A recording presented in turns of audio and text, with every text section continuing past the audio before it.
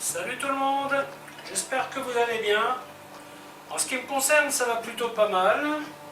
Alors comme d'habitude, on s'abonne, on met les petits pouces et éventuellement des commentaires si vous le souhaitez.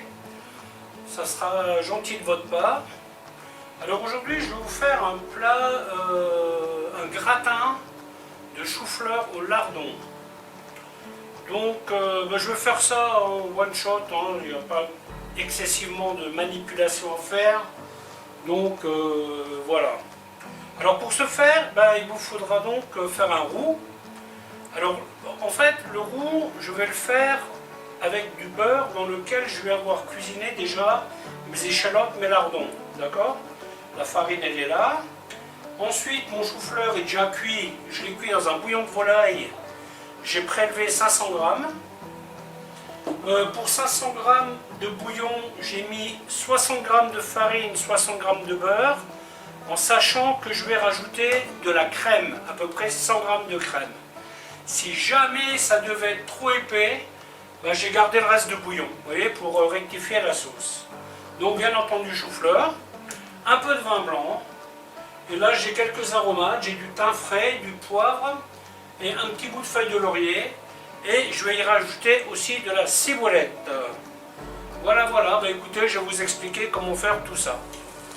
Grosso modo, pour faire un velouté onctueux, vous mettez 40 g de farine, 40 g de beurre pour un demi-litre de bouillon. D'accord? À ce stade, on appelle ça un velouté. Moi, je vais y rajouter de la crème. C'est la raison pour laquelle j'ai rajouté 20 g de beurre et 20 g de farine. Prenez l'habitude toujours de garder évidemment un peu de bouillon de côté. D'ailleurs ce bouillon, si vous aimez bien manger de la soupe, vous pouvez le mettre au frigo et 1 ou 2 jours après mettre des légumes dedans et vous faire une soupe avec. C'est très bon.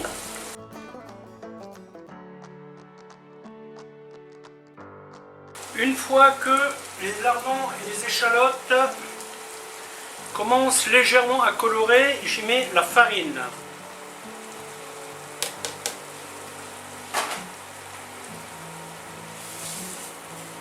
Voilà, donc ça c'est mon roux. Par contre, je vais baisser mon feu. Le roux, je vais le cuire quelques minutes. Bien entendu, feu tout bas. Le sel, j'attends que la sauce soit cuite, car n'oublions pas que nous l'avons faite avec du bouillon de volaille.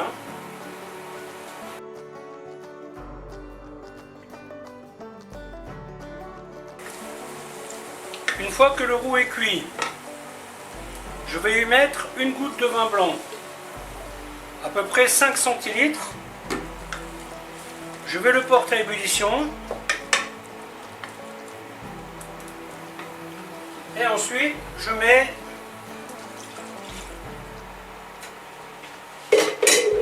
le jus de chou-fleur.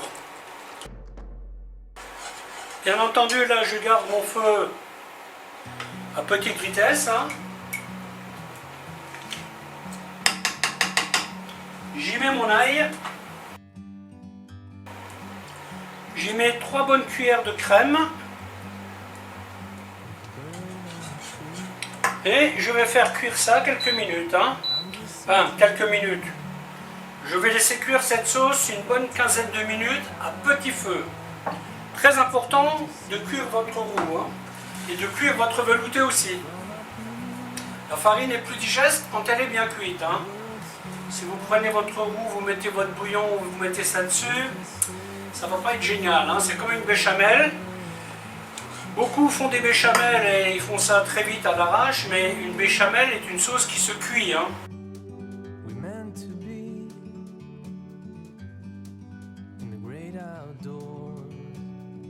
Donc là ma sauce est un peu épaisse. Alors je vais rajouter un petit peu, on va dire une louche de bouillon de chou-fleur, enfin chou-fleur volaille. Là j'ai déjà mis le sel. Et je vais continuer de cuire ça tranquillement avant de le verser sur le chou-fleur pour être précis.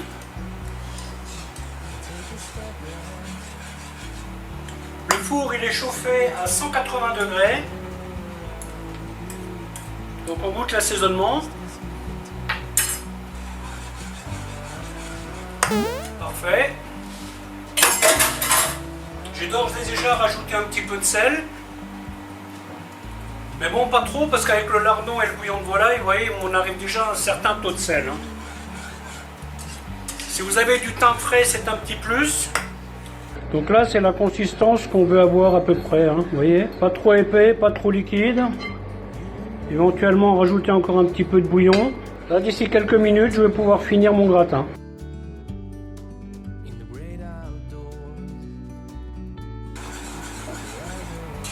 La sauce a cuit 15 minutes. Je retire la feuille de laurier.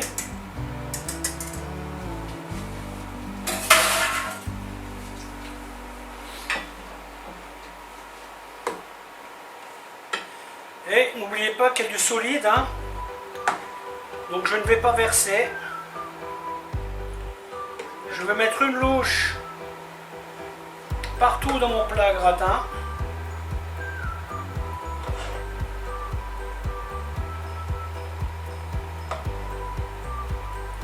Là, je vais remplir tant pis. Quand vous faites ça, prenez pas un plat trop petit. Hein. On a tendance à calculer trop juste. Et une fois qu'on a tout mis dedans, ben, on se rend compte que le plat est trop petit. Voilà, ensuite vous voyez, on touille un peu comme ça.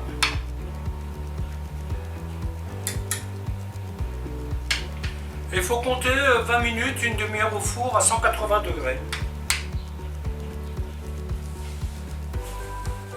Bon, ça, si vous voulez inviter des gens, c'est un plat qui est plutôt facile à faire. Si vous avez des petits plats gratins individuels, ça sera même mieux. Comme ça, chacun aura son plat, quitte à en faire un ou deux en rab pour au cas où. Et puis voilà, quoi, tout simplement, hein, avec une bonne salade, ça va marcher très bien.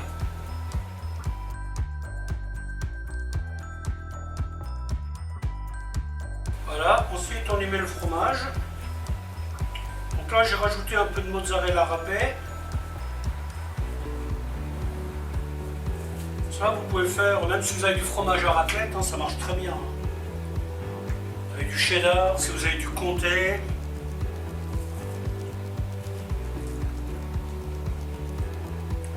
Là j'utilise l'emmental parce que j'en avais au congélateur, hein, mais très souvent j'utilise un autre fromage. Hein. Donc voilà, c'est prêt à enfourner.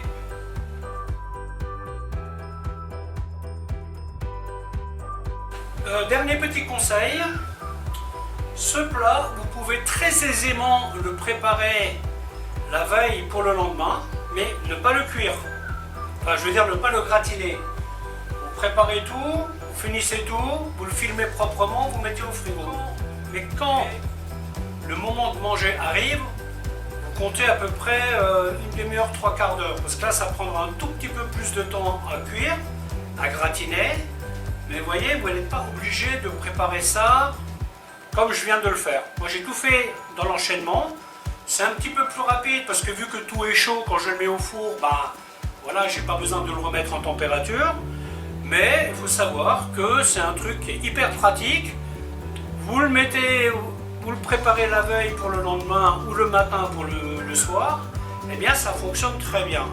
Si vous faites ça, arrangez-vous pour avoir un peu de velouté en rab, que vous diluerez un petit peu, et comme ça les gens qui aiment bien saucer, ben, ils peuvent se rajouter une petite lampée de sauce dessus. Ok, à bientôt, j'espère que cette vidéo vous aura plu. Ciao!